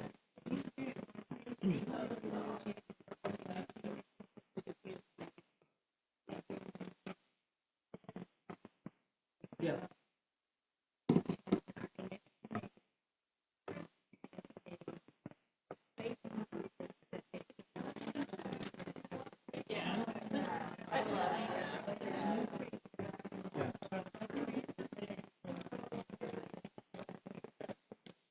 So, I mentioned something about crepe myrtle.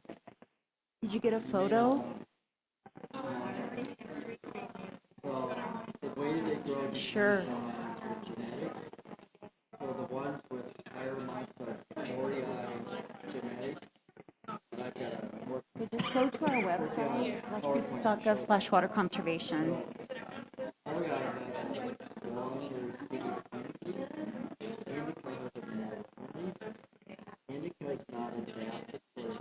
Oh, maybe ask Jeff about that. Yeah. Oh, okay, okay. We're going to have it online, on our website. It hopefully will stay there. It's good information. It's so good. I'm glad you made it. It's good to see you again.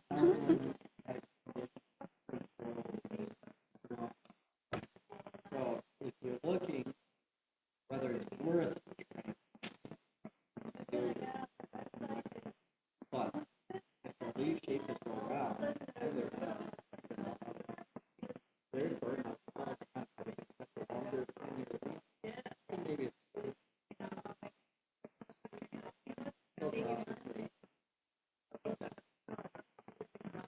Yeah, Jeff, if I have more questions and I want to come to your office, shall I call your number and make an appointment and have all the questions? Yes. Okay, good. That's good. Okay, thank you very much. I'll be there. Okay, thank you. Thank you.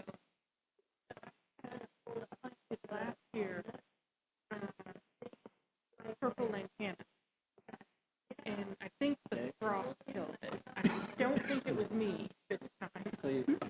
lantana, if it's established, you don't want to water it. You get crown rot, moisture rot. So most lantanas are lantana camara, lantana epidermis, it's a different species, the purple, totally different. But they're pretty cold honey around. How long ago did you put it in, or was it new? It was new. I put it in last year in the spring. And how big were the plants? Good size. You should have established. Whereabouts you live?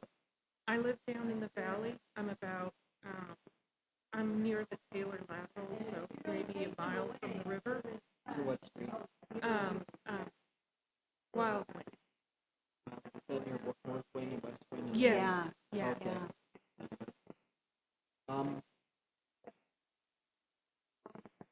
So all lantana, pretty much all of them, from eastern Mexico into the Caribbean, the tropical areas.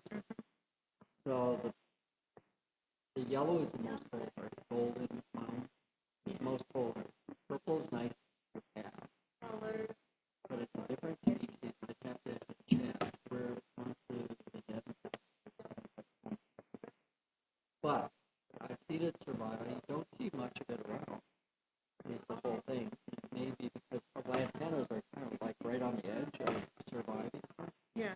I was planting them because I read in like Mother Earth News that they actually destroy mosquitoes, which we have problems with. I'll tell you, nothing. Other than DEET or screen porch. Or seriously. We have a screen porch. So anything lemony, citrusy works to a degree. You can buy natural oil spray, but I'll tell you, they were the mosquitoes overall. And they've adapted. I'll tell you one thing about mosquitoes. They've adapted here in this region. The water is in short supply and dries up quickly. So they've evolved to be very aggressive. I know I get big balls. Yeah, I get. They've evolved to be very aggressive. And they won't even land on you, and they're like, boom, right into you. And I was out the other day, and there was like 15, 20 of them, and they were just like, boom, right into me. So I have to say, I just don't like yellow or orange flowers. I know. They're all beautiful. So maybe I'll try a pink lantana. I think they have a What pink about with the a... deep red ones? Our neighbor has some red deep is more red tender, ones. too. Huh, You it's need a doing lot good of- for him. If you want to stay with purple gnat, put a lot of that keeps it warm in the wintertime. And maybe the first year or so, if you had an old piece of carpet or something heavy like that, throw it over there in the winter to protect that crown for the first winter or two. Okay. And then maybe it'll take hold. Yeah, I tend to not like rocks. I don't mind like big rocks. I don't like gravel. I've seen too much where they use the new houses. I've seen when I looked at them, they had gravel and they had a tree and you had a cactus, and that was the landscape. Right? The thing is that you work with the rock. Like I have now some red mulch type stuff. I'm willing to do the rocks mulch. and stuff. But the rocks can be very important because our You're saying lizards stabilizing. Yeah, but our lizards live in there, and the lizards eat all kinds of bugs, including cockroaches and things around here. You know up in that Hallelujah. area, you get German cockroaches. You're lucky. But You're supremely lucky. habitat formation and rock with our native lizards here is their habitat. So having a certain percentage of rock, if you can encourage that habitat of lizards, it will help control a lot of your bugs. Okay, so could I put like bigger rocks? Bigger rocks are good. Okay, I I like just big don't. rocks. Yeah. Okay, All so- rocks. I mean, the lizards like bigger rocks. The kind of bigger, bouldery kind of where they can crawl in and they lay their eggs underneath the soil there. And everything. So a while back, I think last year, you gave me a bunch of yellow corn seeds. We managed to get 3 to come up. We're just bad. I get varying reports on that because I've had these people that are over in Mesilla. They plant. I gave them like 84 seeds in 7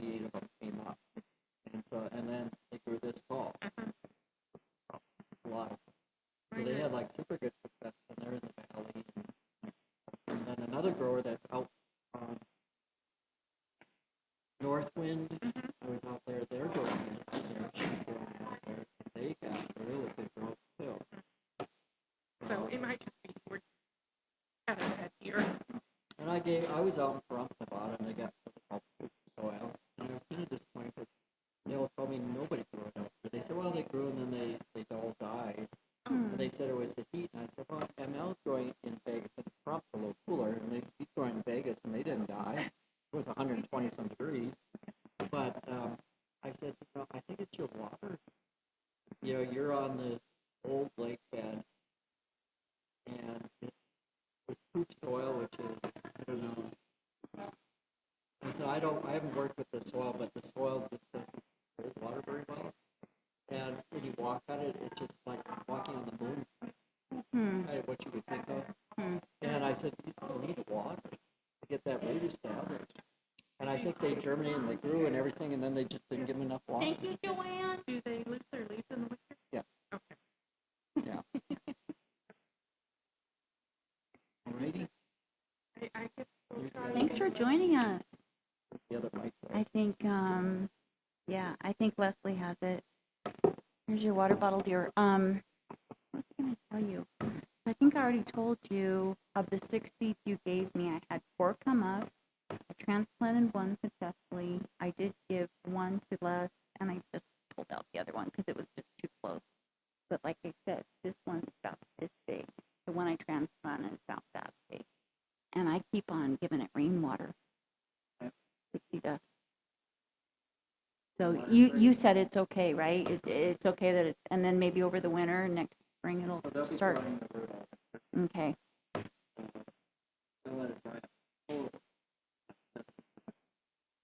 Like once a month?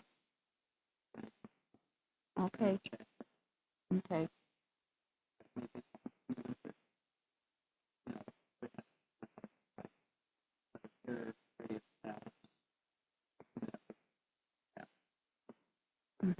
Okay. I've almost given up on my pear trees. The new one I planted, it's got fire blight now. I know you fire blight. They both have fire blight. They were so promising, and then after the blossoms, just black. And I know you said trim it off.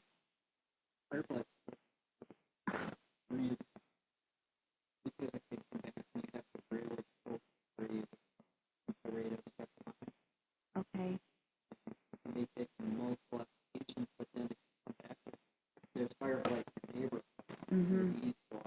Right.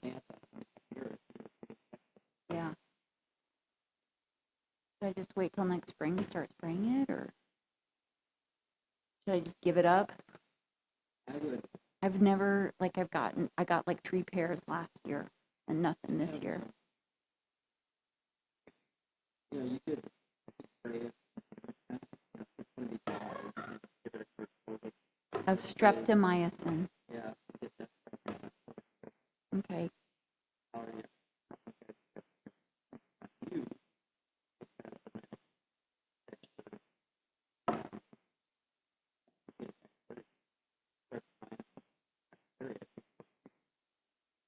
You get exposure when you get not immune. I build up immunity from bacteria killing things. You don't build it up. The bacteria that you have might be bad. Get immunity from that particular drug. And so if you get real sick, you need it. Wow. Anything in that class. Well, if it was you, would it be worth it to you? For the pears? Yeah. I know. They pears too. I mean, eat actually, like they're yummy pears, the ones I got, but I had a lot of pears.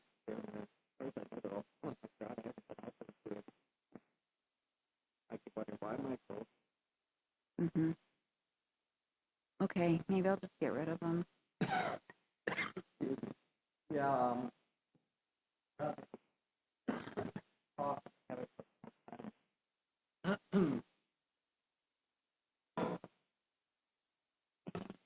Was that what you guys wanted? Or? That was beautiful, Jeff. I had a lot of questions.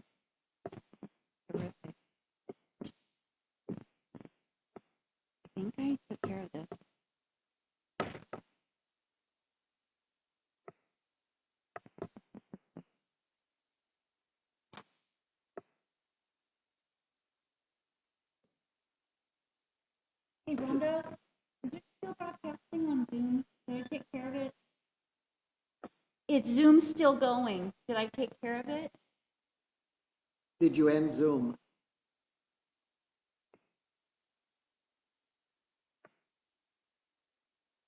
No.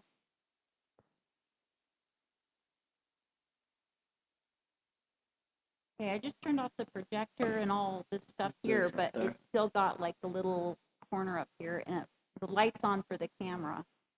On